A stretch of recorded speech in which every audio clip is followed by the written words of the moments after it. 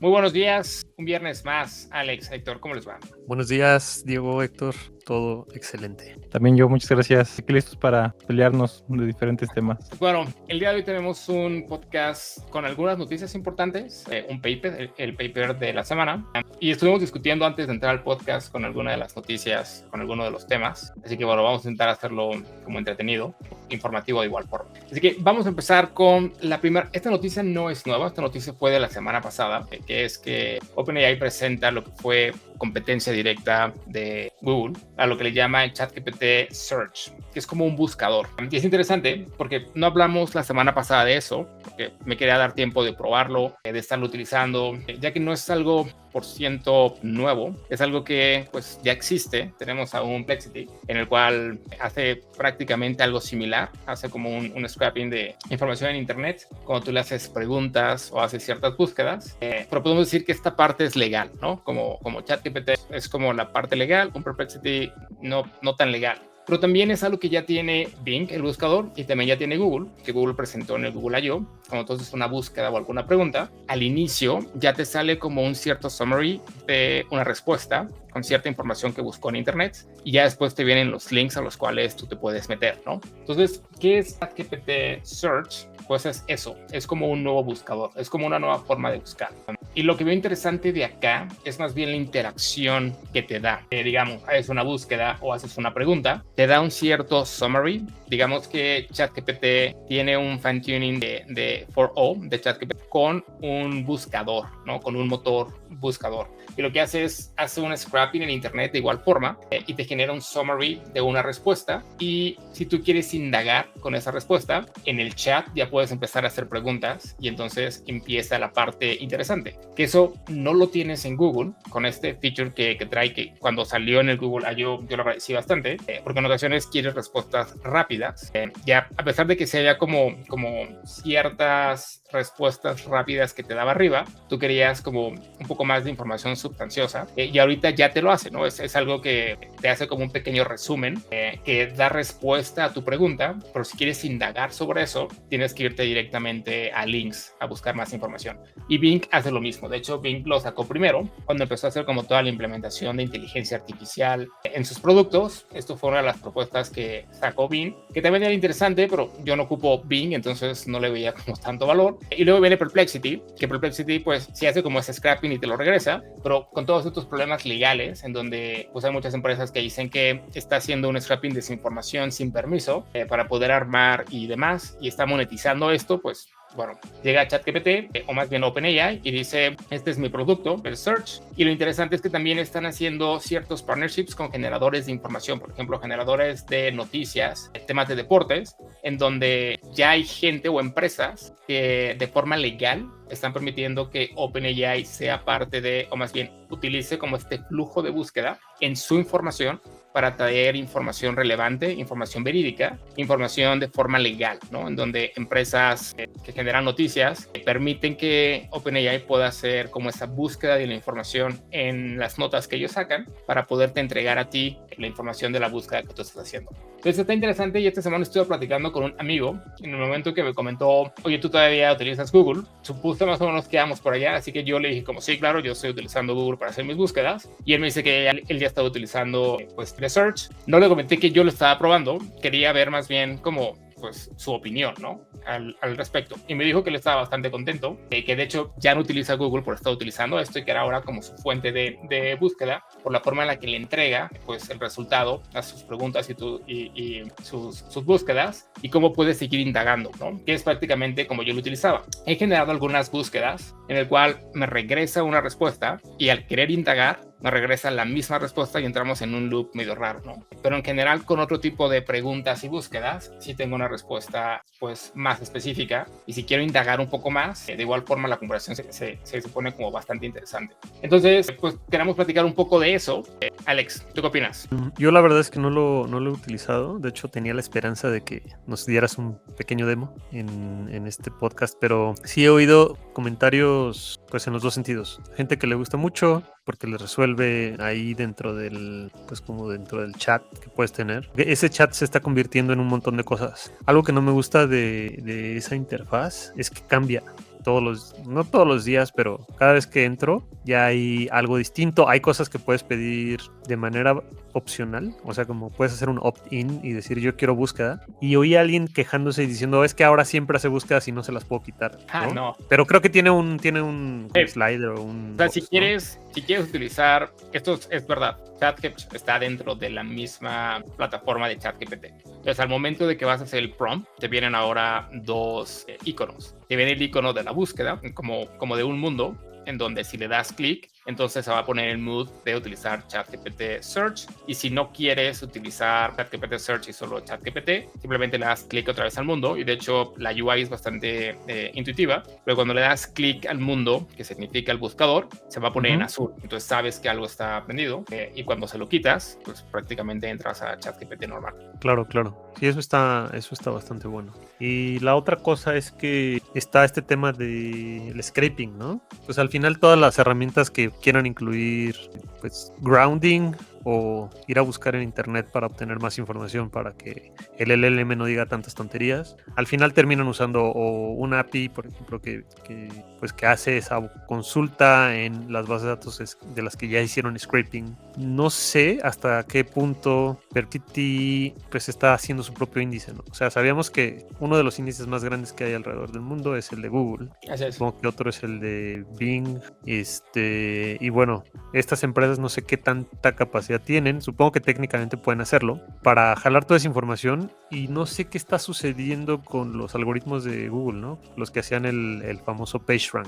O sea, que en qué se van a, o cómo se pueden traducir hacia estas interfaces pues, que tienen soporte de chat. Sí, claro. Pero la verdad es que este tema me interesa un montón. Ayer estaba viendo a alguien en Twitter que decía, poner un ejemplo, ¿no? De clasificación de búsqueda. Y decían, ¿cuál es la intención de alguien que está buscando los zapatos azules, ¿no? Y entonces trae un prompt chiquitito donde dice, bueno, está haciendo una búsqueda general, está haciendo una búsqueda comparativa o está haciendo... Tenían como 3 tipos de búsqueda. Y a través de un prompt, como que descubrían cuál era la intención y le podían tirar mejores resultados. Y esa comparación contra las herramientas tradicionales de keyword search, ¿no? Pues, o de PageRank, como la que tiene Google, o algunas, por ejemplo, Algolia, o ¿cómo se llama la otra, Héctor? La de, se me fue el nombre. Bueno, la que está basada en Elasticsearch, open source. Sí, es algo, bueno, sí, algo. Siento que los LLMs sí traen como esa capacidad no solo de identificar la intención y por lo tanto mejorar el query, pero también de hacer un re-rank. Como que una vez que ya jalaron todos los documentos sobre los cuales pueden darle información a la persona, pueden hacer un reordenamiento para decidir cuál de ellos pues cubre sus necesidades de información, y no solo eso, sino además combinar información, ¿no? Sí he visto que en algunos casos se equivocan, o sea, pues la búsqueda al momento de que traen los documentos, se mete un documento por ahí que está relacionado, pero no es exactamente del tema que estabas viendo, y entonces te meten y te hacen una oración donde metieron ese artículo, pero no tiene nada que ver. Entonces ahí volvemos al tema de es peligroso porque la gente empieza a confiar demasiado en esto que los buscadores combinados con LLMs están regresando, y en algunos casos siento que si no tienes la capacidad de identificar qué te están diciendo, pues ahí hay un riesgo, ¿no? A mí me pasó reciente que investigando para el artículo que voy a platicarles hoy, me de pronto leí como un texto, un resumen, y me salió una palabra súper rara, era así como magnetoids, ¿no? Y esto está basado en los magnetoids. Y entonces la explicación era algo de la física, ¿no? Como de imanes. Y ¿qué tiene que ver esto con imanes? Y me di cuenta, revisando, que uno de los artículos que había encontrado el buscador y que luego él me había como condensado, hablaba de cosas de magnets, ¿no? Porque en mi query había una palabra chiquita que iba sobre magnets. Pero bueno, entonces sí, es como peligroso. Sí. Algo que se me pasó a decir es que cuando te regresa el summary de pues la respuesta o la búsqueda que tú estás haciendo, te regresa ciertas fuentes y tienes la lista de las fuentes que son los sitios a los que vas para que sepas que de ahí saco la información. No es como que la está autogenerando, porque platicando con más gente para poder entender cómo utilizan, que lo están utilizando y el valor que le encuentran, algunos me dicen, oye, pero es que yo sé que en ocasiones te miente, entonces no lo encuentro como tan reliable como para poder hacer búsquedas, ¿no? Entonces hay que entender que son temas distintos utilizar ChatGPT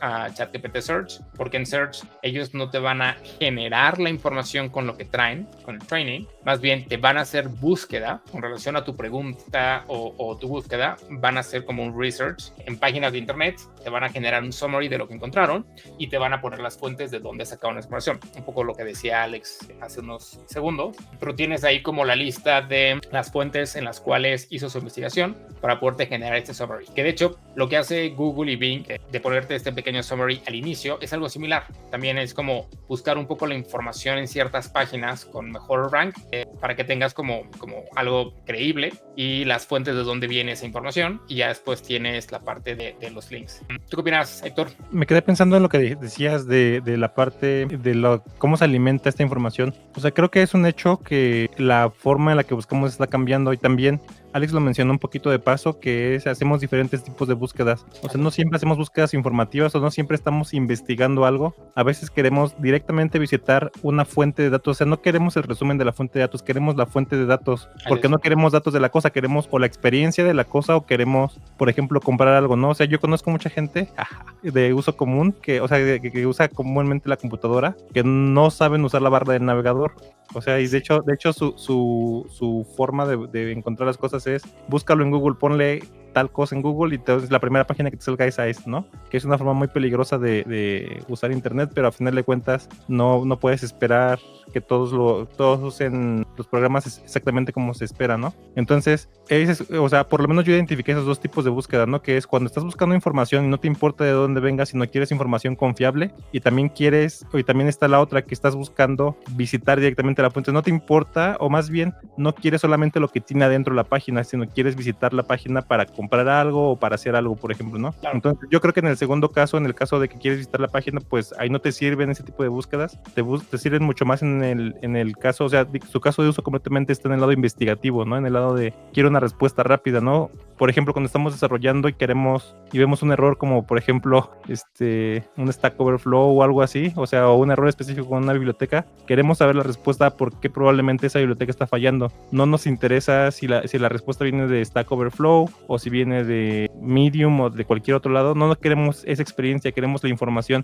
Entonces, lo que me llamó la atención de esto y conectándolo con lo primero que dijiste, que tienen partners que generan información, es si esos partners en algún punto van a dejar de generar información para los humanos y van a generar información para los LLMs, ¿no? Esa parte hay que tener cuidado, porque no es que generen información para OpenAI, más bien son empresas que se encargan de generar información como noticias. Para humanos todavía. Reportes y demás. Y más bien están haciendo el partnership con OpenAI para que OpenAI pueda hacer búsquedas en su información de forma legal para evitar lo que está pasando con Perplexity, ¿no? Que estos güeyes no es que tengan permiso, ocupan la información de otros creadores y monetizan esta parte sin permiso, ¿no? Entonces acá, para poder hacer como el scrapping y todo eso, para poder hacer para poderte entregar como los resultados a tus preguntas o tus búsquedas, pues más bien están haciendo el partnership con creadores de contenido, como empresas grandes que se encargan de noticias, se encargan de hacer reviews, se encargan de hablar de deportes y cosas así, para que entonces de forma legal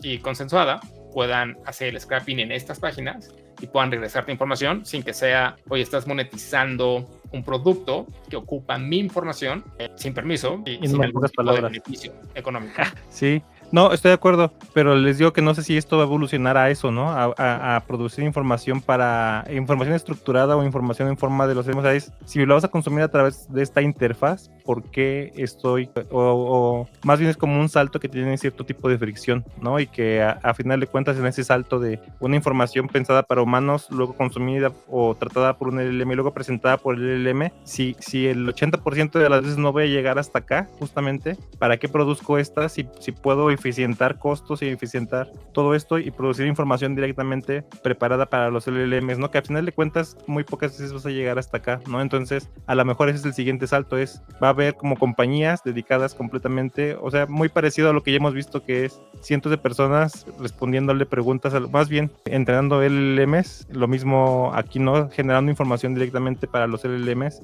que ellos puedan consumir, expandir y presentar de mejor manera, ¿no? Entonces, es interesante esto porque yo estoy de acuerdo en que muchas veces nuestras búsquedas no van por el lado o sea, no buscamos en internet para llegar a las fuentes finales, ¿no? Buscamos información y queremos tener esa información de la manera más sencilla lo más rápido posible. Entonces, yo creo que algo que estábamos hablando antes de empezar a este podcast es que nuestra forma de buscar puede cambiar, ¿no? O sea, lo que conocemos hoy tradicionalmente peligra, y estoy de acuerdo para cierto tipo de cosas, ¿no? Para otras puede que se mantenga como antes.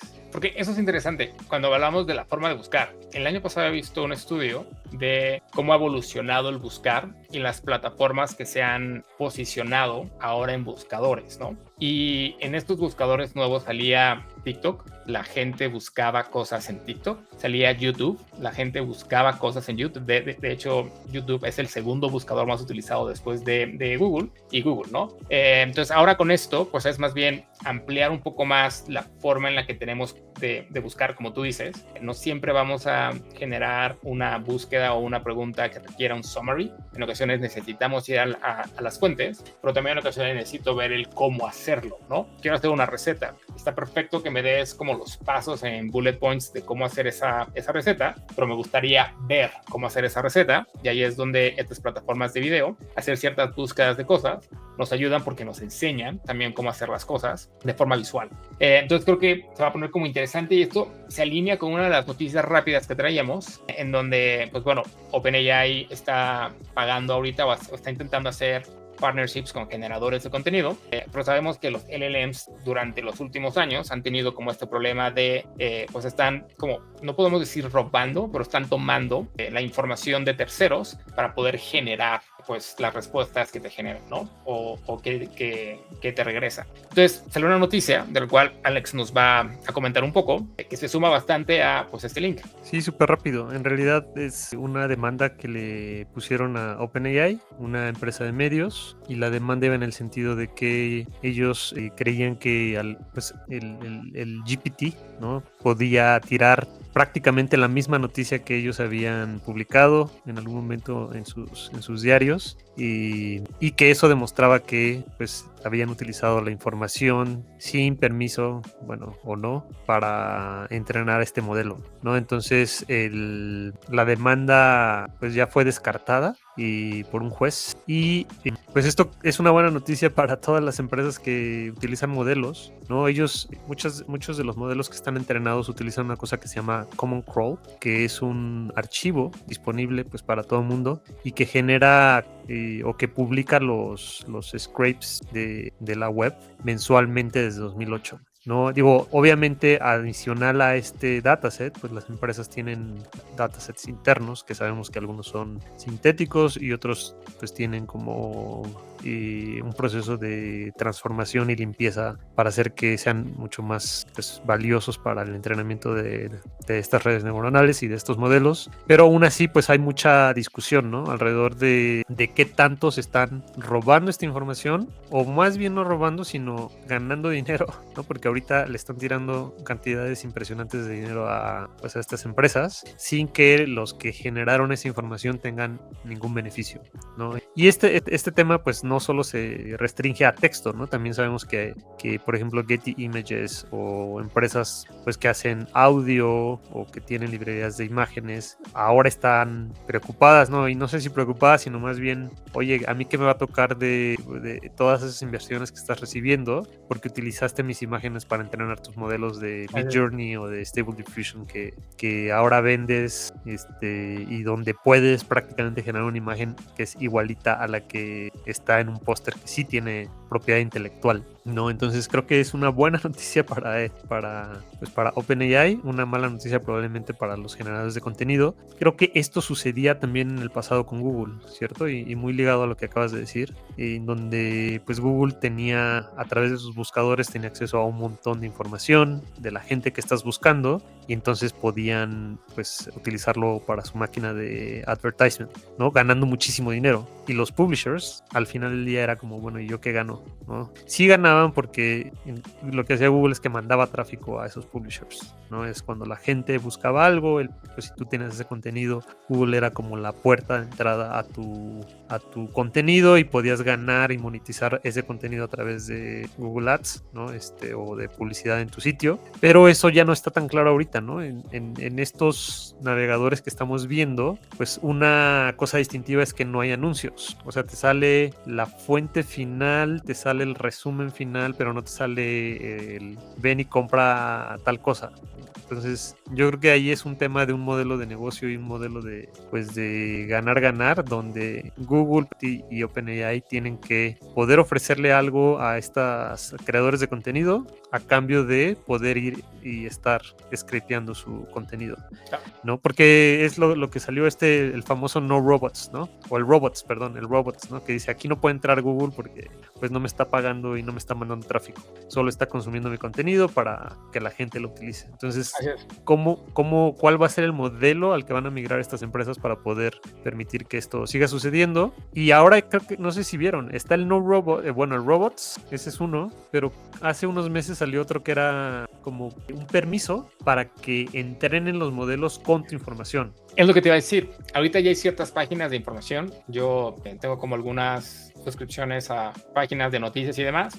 Y al intentar llevarlas, por ejemplo, a Gemini o a ChatGPT para poder hacer un summary, cuando la noticia es muy grande, me he topado con no tengo permiso de poder entrar, ¿no? a este link. O sea, como ya existen estas trabas en el cual los LLMs ya no pueden entrar directamente a hacer el scrapping para poder hacer ciertas cosas con la información. Entonces te toca a ti. Hay algunos plugins que instalas directamente en el navegador que una vez que estás directamente en la página, pues te generan ese summary, ¿no? Pero es verdad, ahorita ya hay como ciertas trabas con esa parte. Sí, y algo que me llamó la atención usando Google AI Studio, que no sé si lo han utilizado, en la última versión ellos ya tienen aquí puedes usar pues las APIs de Gemini, pero tiene una cosa que le llaman rounding, ¿no? Y ahí te explican round responses in Google Search Results. Entonces, si lo activas, utilizan Google Search para tu conversación, ¿no? Entonces, esto también es como ya está integrado a la API. O sea, ya va y busca, y si tú le haces una pregunta al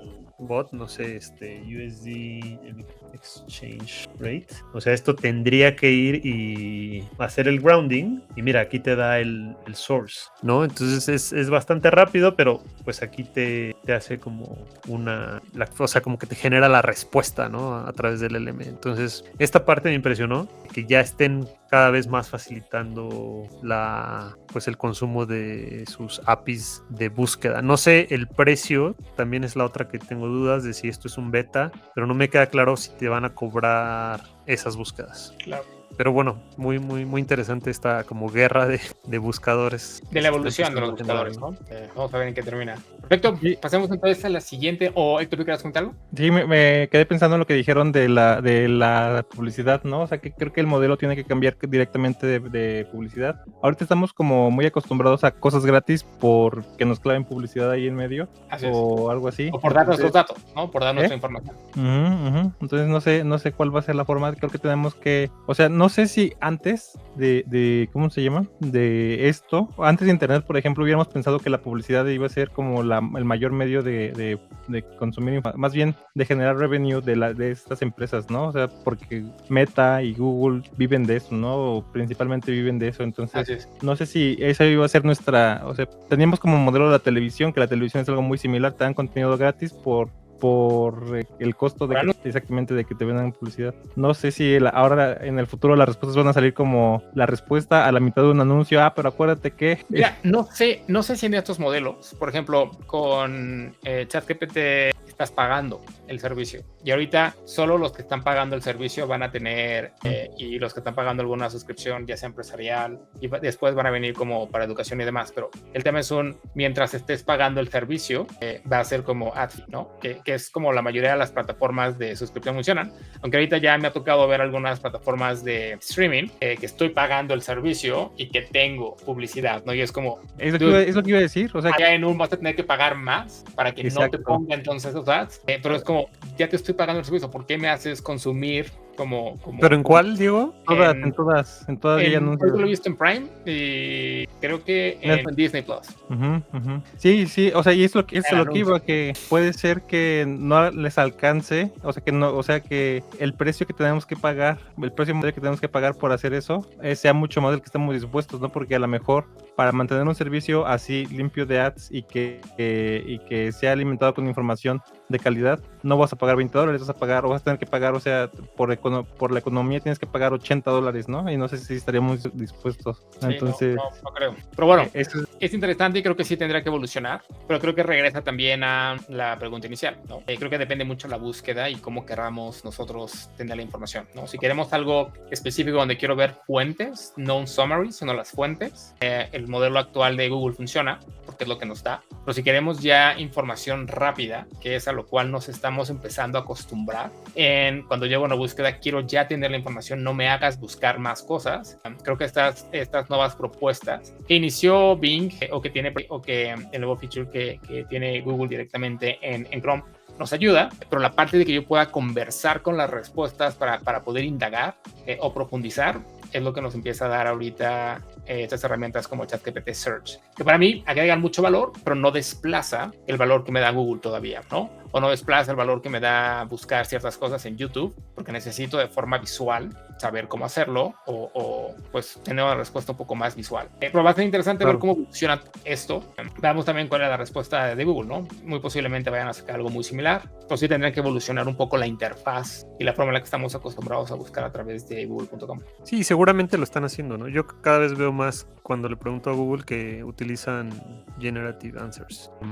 Y yo siento también que ellos tienen una infraestructura muy grande para transferir parte del valor de esas búsquedas a los publishers. O sea, pues todo el mundo utilizaba Google para monetizar su contenido y tienen cuentas abiertas con Google. O sea, claro, ahorita si tú vas con un publisher y le dices, oye, tienes cuentas abiertas con OpenAI, probablemente es como, pues, ¿de qué cuenta me estás hablando, no? Claro. Pero todo el mundo utiliza Google Analytics, ¿no? Probablemente AdSense y AdWords y todos estos pixels donde pues Google al final podría decir, mira, utilicé tu contenido y al final se lo presenté a tantas personas, esas personas me están pagando 2 centavos por esta consulta, de esos 2 centavos te voy a dar, qué sé yo, 0.000, bueno, el 10% por haber utilizado tu contenido, ya tienes tu cuenta, no te estoy mandando tráfico, pero pues si la gente, sí estoy poniendo creo que esa parte también es importante, ¿no? El poder empezar a ponerse a esa referencia para que la gente al final vaya y visite esos sitios. Claro. ¿No? Sí. En donde sí veo esta búsqueda como ChatGPT Search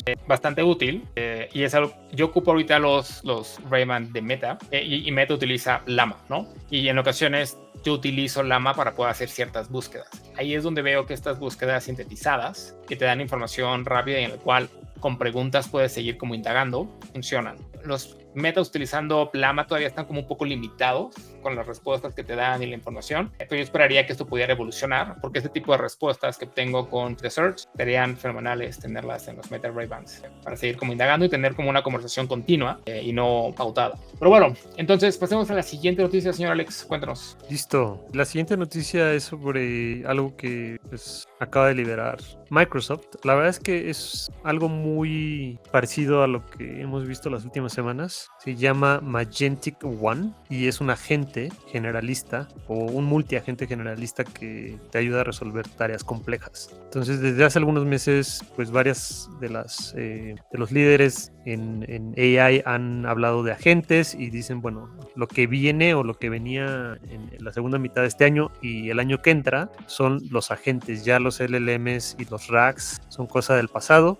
Lo nuevo es los agentes, ¿no? Creo que por ahí hay un video de Mark Zuckerberg donde decía, bueno, es que en algunos meses, pues todo lo que va a haber van a ser miles y millones de agentes comunicándose y haciendo tareas para los humanos. Entonces, Microsoft no se queda atrás, publica pues esta investigación en su blog de research y básicamente pues es esto, un sistema que tiene una forma de resolver problemas complejos, que básicamente es un orquestador que coordina a diferentes agentes. Cada uno de esos agentes tiene diferentes responsabilidades y capacidades. Por ejemplo, tienen un file surfer Surfer, ¿no? Para hacer búsqueda en archivos y, por ejemplo, extraer información de imágenes o de PDFs. Tienen un coder que puede generar código para resolver algunos problemas relacionados con tu challenge principal o tu tarea compleja principal. Tienen una terminal de computadora, es muy parecido a esto que vimos de Computer Use, ¿no? En esa terminal,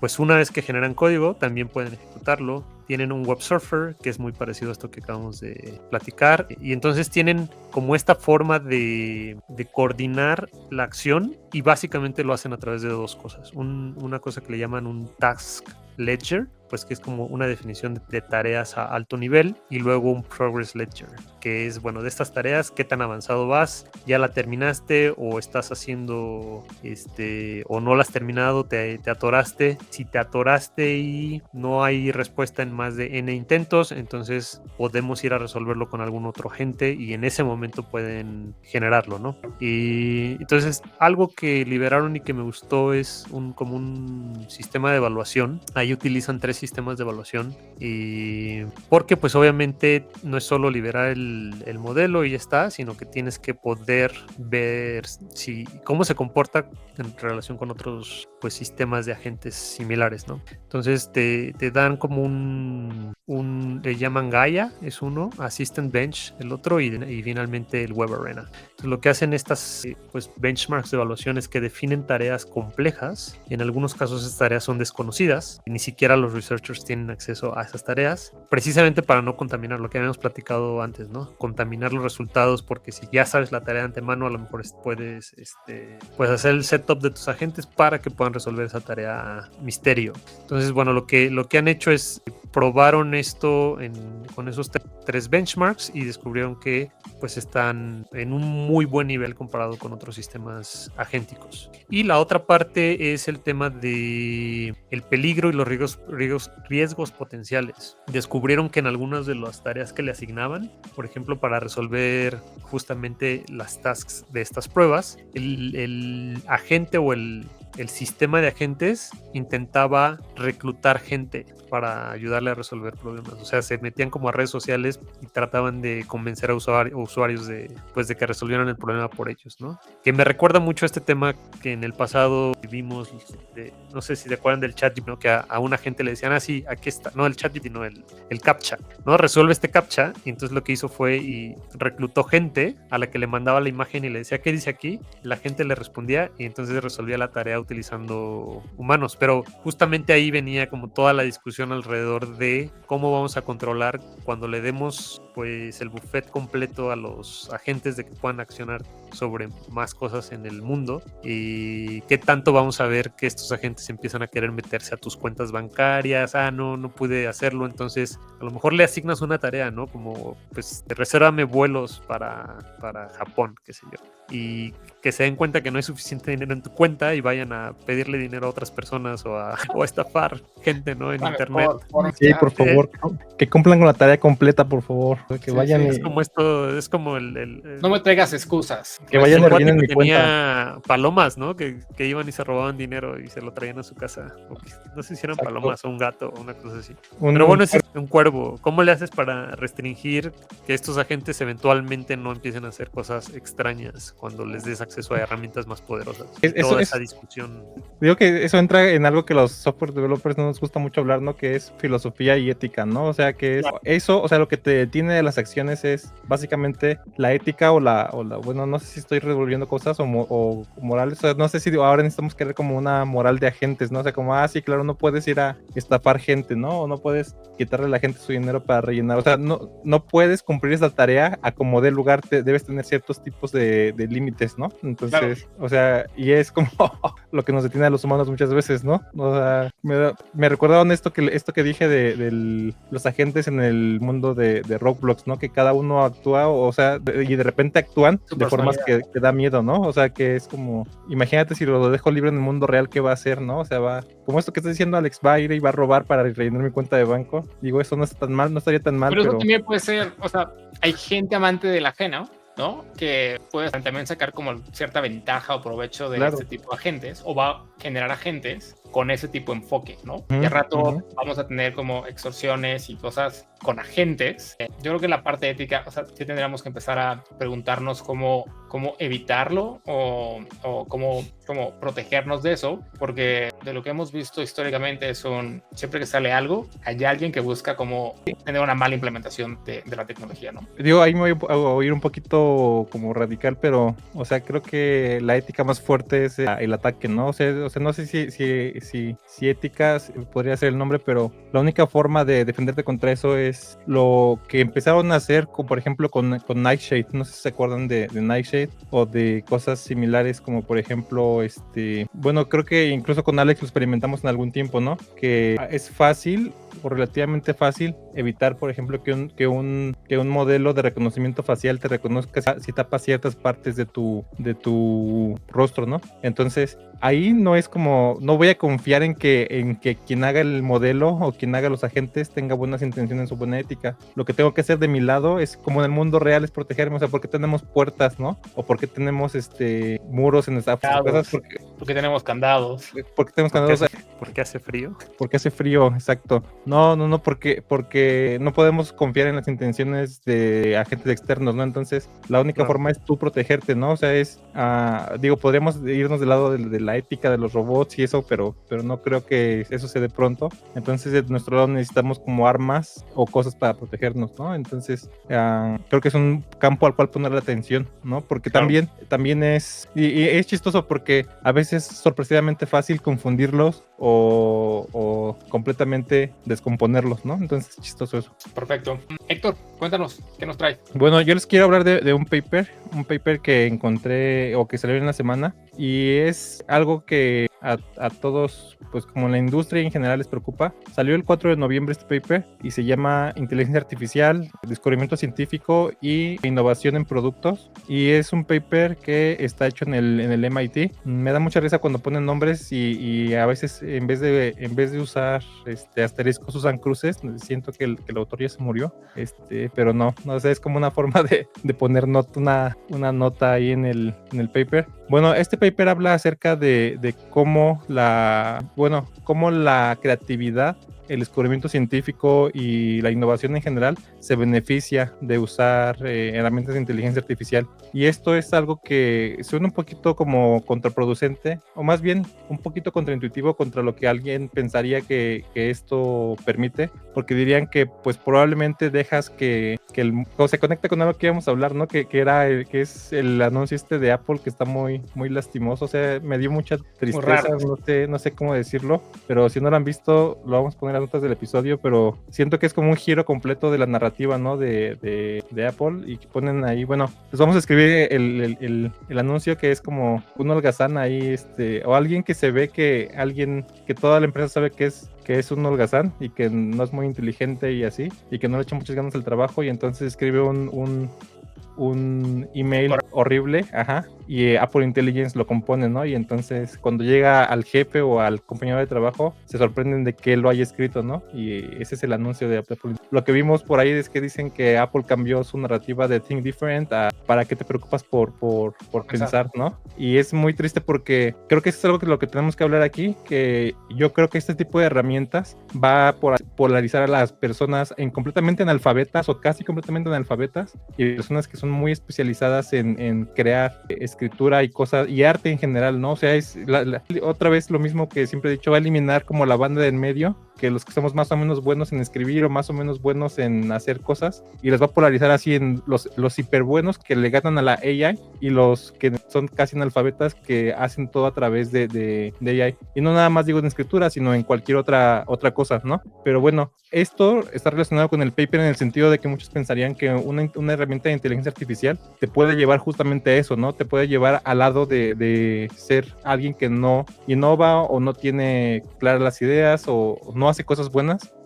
Pero bueno, lo que nos enseña aquí el paper es exactamente de cómo es que puedes empezar a a crear mejores herramientas o mejores innovaciones usando la AI como herramienta. Otra vez, no como el que te hace el trabajo, sino como usando el una generador. herramienta que te ayuda a generar cosas, ¿no? Entonces, este paper habla como en extensión de eso y de cómo los resultados mejoran usando herramientas más potentes, ¿no? Entonces, básicamente, las herramientas de AI lo que te dan es tener más potencia para hacer cosas, ¿no? Hacer más rápido investigaciones o hacer más rápido experimentos o encontrar más rápido nuevas ideas. Entonces, es muy interesante. Esto lo vamos a poner en las notas del episodio para que lo vean. Y ya, ese es el paper de la semana. Perfecto. Y eso lo venimos platicando y lo he platicado con más gente, ¿no? Como preocupaciones de, por ejemplo, en la parte de la escuela, ¿no? De que la gente utilice la inteligencia artificial para generar tareas, para generar investigaciones y demás. Hagan un copy-paste sin entender, sin revisar ni nada y ya te entregan una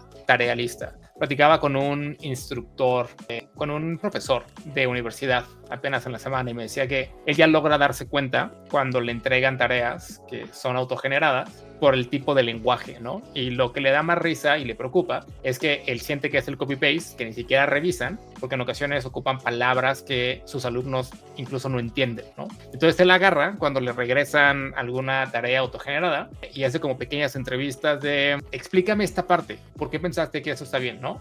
O dime qué significan estas palabras. Y los alumnos es de, no sé, ¿no? Entonces esto no es tuyo, ¿no? Lo que yo le decía es hay que más bien ayudar a que los alumnos entiendan cómo pueden potencializar su estudio utilizando el favor de la AI sin que la AI sea el que genera las tareas, ¿no? Y creo que eso viene en todo. Como bien lo dices, la AI creo que más bien es un potencializador en las cosas que estamos haciendo porque nos puede ayudar a generar X cantidad de mejoras en vez de solo utilizarla como el generador del contenido. Es importante ese enfoque y creo que tenemos que seguir como aprendiendo un poco más cómo sacarle más ventaja para utilizarla a favor, ¿no? Pero sin deslindarle como toda la responsabilidad. ¿Tú qué opinas, Alex? Sí, creo que se necesita ahí como digo, esto que dicen, como más educación. Y creo que hay empresas, por ejemplo, Google ayer estaba viendo que tiene una iniciativa para ayudar a los profesores y a las empresas de educación a entender la tecnología, ¿no? O sea, es como cómo puedes utilizarla, cómo te va a ayudar, qué cosas tienes que cuidar, ¿no? También había oído esto de alguien diciendo, ya no quiero revisar más las tareas de los estudiantes porque prácticamente el 100% de ellas están hechas con ChatGPT. Y entonces es algo que, pues sí, yo creo que ahí vienen cambios, ¿no? En los modelos de educación. Claro. Y sí es algo preocupante y como dice Héctor, a lo mejor crea una división entre gente que las utiliza para desarrollarse mucho y gente que las utiliza para resolver algo rápido, ¿no? Algo interesante es esto de o sea, ese estudio, no sé si ellos hicieron una investigación, porque cuando salió ChatGPT también se incrementó el número de papers publicados pues a nivel mundial y era como, ahora es muchísimo más sencillo publicar un paper, ¿no? Sospechoso, porque, mira, este paper es un refraseo de estos 3 papers juntos, entonces lo metiste todo como que lo metiste en una licuadora y sacaste un paper, ¿no? Y qué tanto estamos empezando a ver contenido que no tiene pues algún fundamento, incluso este estudio, ¿no? O sea, hicieron un muestreo de papers a nivel mundial y verificaron la calidad de esos papers, cuántos ellos, o sea, no lo sabemos, pero sí es un tema que eventualmente se puede volver crítico. Claro. Sí, o sea, lo que yo creo como conclusión de esto es que o sea, lo que nos lleva a lo que nos lleva esto es a que las tareas humanas se tienen que elevar, ¿no? O sea, es lo que dijo Diego hace rato con los estudiantes, no le puedes pedir seguir pidiendo las mismas tareas a los estudiantes. Por ejemplo, antes se pedía un resumen del libro, por ejemplo, ¿no? Porque se supone que no había nada que lo pudiera hacer por ti, ¿no? Que tú tenías que poner algo, tú tenías que hacer algo ahí, que había trucos también, ¿no? Pero a final de cuentas se supone que tú tienes que producir algo, ¿no? Entonces, con estas herramientas que ya escriben por ti, no puedes seguir confiando en que la escritura justamente está producida por humanos. Entonces los estudiantes, o más bien los profesores, tienen que elevar las tareas, ¿no? O sea, tienes que producir cosas más complejas, que es justamente lo que estas herramientas nos permiten. Si nos resuelven cosas que antes creíamos que solamente los humanos podíamos hacer, ahora tienes que elevar la tarea para que en vez de que solamente sea un resumen, a lo mejor va a ser no sé, un TikTok explicándolo, no sé, o sea, hay miles de formas de elevar la tarea, ¿no? O sea, de hacerla todavía más compleja porque eso es lo que se espera de la gente del futuro, justamente, ¿no? O sea, es, ya que tienes herramientas, o sea, un ejemplo más o menos sencillo de entender es, pues cuando alguien tiene puras hachas, esperas que corte un árbol diario, ¿no? O sea, y tu métrica es, tráeme un árbol cortado hoy, ¿no? Pero si le das a alguien una motosierra, no le puedes pedir un árbol, le tienes que pedir 100 árboles o 10 árboles diarios, ¿no? Entonces, más o menos es lo mismo exactamente, ¿no? O sea, ya tenemos motosierras aquí en la computadora, tienes que elevar la tarea o poner los estándares más altos, ¿no? Y y esa es una de las cosas difíciles, para que los profesores o para que la gente lo pueda evaluar, también ellos tienen que elevarse, ¿no? Tienen que ser capaces de usar este tipo de herramientas y de comprenderlas lo mejor posible. Entonces, ajá. Sí, sobre todo también nivelar, ¿no? Que todo el mundo tenga acceso a las mismas herramientas, porque a lo mejor puede existir, no lo sé, alguna parte del grupo que no tenga acceso y entonces a ese le pides cosas más elevadas. Y no va a poder, Claro. Y lo vas a convertir en un superhumano, ¿no? O van a acabar talando todo el bosquecito que tenías ahí atrás de tu casa porque les pediste 10 árboles en vez de un árbol. Que es otra discusión, ¿cierto? O sea, tienes más herramientas, no necesariamente el trabajo por persona tendría que incrementarse, y ahí vienen temas como esto del salario básico universal, de qué pasa cuando pues la inteligencia artificial empieza a sustituir gran parte de las actividades que hacemos actualmente, ¿no? Y te digan, bueno, ahora solo tienes que trabajar 2 horas al día. Sí, ahí hay un artículo de Dario, no sé cómo se pronuncia, Dario Amodei, el CEO de Anthropic, que se llama Machines of Loving Grace, que habla de algo similar. O sea, justamente dice esto, ¿no? Y yo creo que estamos viviendo en esa época y todavía nos quedan como, ¿qué será? Unos 3 o 4 años de esa época, en la que dice que la inteligencia artificial al principio va a crear más trabajos, justamente, ¿no? Pero después se los va a comer, ¿no? Entonces tenemos que irlo pensando. También ese artículo lo voy a compartir los links aquí, bueno, para que los pongamos, para que los vean en las notas, pero habla de eso justamente, de la AI puede mejorar nuestra calidad de vida en general, pero va a eliminar cosas a las que estamos acostumbrados. Entonces, ¿cómo le vamos a hacer para esto, no? Creo que todavía estamos en la etapa en la que no puede y va a aumentar nuestro trabajo todavía, pero vamos a ver qué pasa después, ¿no? Muy bien. Bueno, entonces para cerrar, tienen que agregar inteligencia artificial a sus flujos de trabajo, ¿no? Y no solo laborales, sino también en sus día a día. Ya hay tantas opciones, como lo estamos comentando, estas cosas nos ayudan a potencializar lo que hacemos en nuestro día a día. Encuentro gente que está muy renuente a utilizarla, ¿sabes? Y no solo cuando digo utilizar la inteligencia artificial, no me refiero a una en particular, sino me refiero en general. Y creo que es más miedo de no saber cómo hacerlo, cómo implementarlo, ¿no? Pero las recomendaciones son, no le tengan miedo, más bien experimenten, agarren ciertas herramientas que les llamen la atención, intenten cómo implementarlas en su día a día, en sus tareas y demás. Esto ya está aquí para quedarse y van a venir muchas otras cosas, y es donde viene la separación que comenté Alex, ¿no? La gente que tiene el acceso, que la entiende y que la puede implementar, y vamos a ver cómo crecen, y la gente que no lo hizo por diferentes como variables. Una de ellas puede ser, pues no tienen el acceso a la tecnología, no tienen el acceso a internet o el acceso monetario a estas herramientas, pero también está la decisión de no querer implementarlas por miedo o simplemente por negación, ¿no? Y ahí es donde se va a empezar como a separar pues la población. Entonces las recomendaciones son, ustedes que tienen acceso, ustedes que pueden, pues Dios, háganlo. Y coméntenos cuál es el beneficio que le están viendo. Alex, Héctor, pensamientos para hacer. Sí, coincido con todo esto que acabas de decir, ¿no? Es como empezar a hacer cosas, tratar de resolver problemas, y como hemos dicho a lo largo de varios programas, entre más difícil, o sea, no se queden en el primer demo, ¿no? En el primer del uso de los LLM. Cada vez hay más herramientas, esta que comentamos hoy de Microsoft, pero pues Google Studio o los playgrounds de ChatGPT son bastante buenos para empezar a jugar y cada vez hacer más cosas más complejas, ¿no? Sí. Yo en línea con eso, y siento que tienes que mejorar en 2 cosas, o yo lo he notado en mí mismo. La primera cosa es que me tengo que obligar, porque siento que si no lo hago yo con mis manitas no está bien hecho, pero luego reviso lo que hizo el LLM y lo hizo mejor que yo en 10 segundos. Y la segunda cosa es, necesito las capacidades de evaluar lo que está haciendo, ¿no? De evaluar y de poder de decidir si algo está lo suficientemente bien hecho como para poder poder usarlo, ¿no? Entonces, a final de cuentas tienes que desarrollar nuevas capacidades tú para que puedas usarlas, ¿no? No es como en el comercial de Apple, no es rendirte hacia eso, sino tienes que desarrollar nuevas capacidades. Entonces, es la única forma de ponerte al día con esto, ¿no? Tienes que aprender a usar la motosierra. Es correcto. Perfecto. Pues sin más, entonces nos vemos la siguiente semana con un nuevo episodio. Cuídense mucho.